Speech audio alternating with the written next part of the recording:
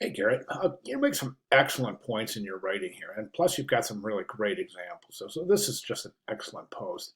One of the things I want to address first is this first comment. One thing that makes art special is the ability to tell a story without the use of words. But when the same story is being told again and again by different artists, how do we differentiate the narrator? This problem is solved by the personal styles. I totally agree with that. And that kind of points in the direction of each and every artist and or designer striving for an individual style. I think that's the one thing that I think we can say is the definition of a good successful career is the development of a personal style. So I think your comments here are really super interesting. This is a great illustration. I love it. I think it's fantastic. Really, really super compelling. I think this one also it not only this one actually tells a story, a really clear narrative, and I think this is again a very effective. Um, and this one, I think, honestly, I want to talk about this one a little bit because you mentioned that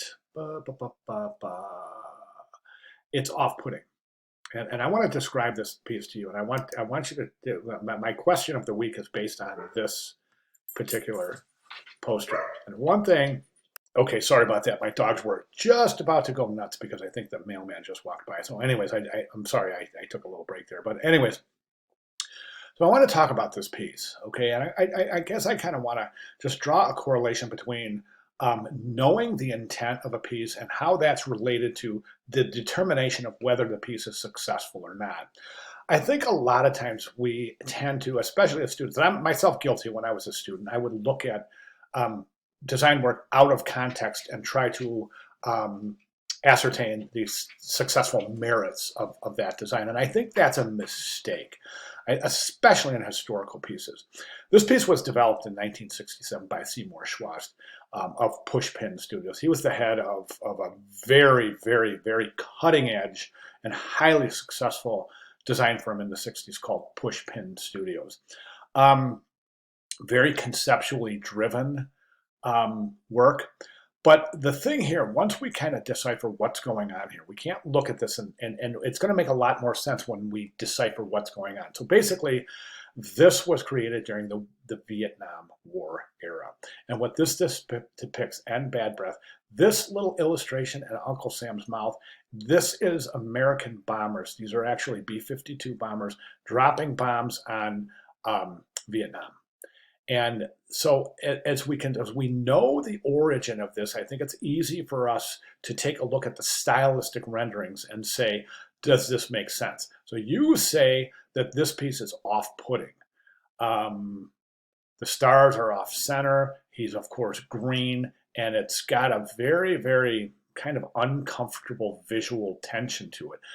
But knowing the subject matter, that now it makes sense. Okay, this is basically a protest piece that's basically saying end the bombing in Vietnam. It has nothing to do with Bad Breath. Okay, Mike, I have two questions for this week for you. Number one, how important? Well, actually, a series of questions, but just real briefly, just kind of address this. Is it important to know the context of a piece while ascertaining the success of the piece? Okay, and I think a great example here is looking at this and at first glance and saying this piece isn't very good, but then understanding the context, understanding what the piece is about, and understanding why this is so off-putting or so visually tense, as it were, right? So the question is does one need to know the context of a piece in order to ascertain the successful merits of the piece? The second part of that question is this: why the green skin? I'd like you to describe the green skin. So again, two-part question. Number one, does it make sense to you that it helps to know the context and in determining the success of a piece? And is that important? Should you know the context, or should you research the context of a piece before determining its success? Is it important to look at this piece and say, hey, this has got some really off-putting visual characteristics, and the message itself is very off-putting itself. So is that, at the end of the day, is that successful? And then part two of the question is why the green skin, and what does that have to do with the delivery of the intended message. Okay, so great job. Thank you very much for sharing, and looking forward to your response. All right, great job. Thanks so much for sharing, Garrett.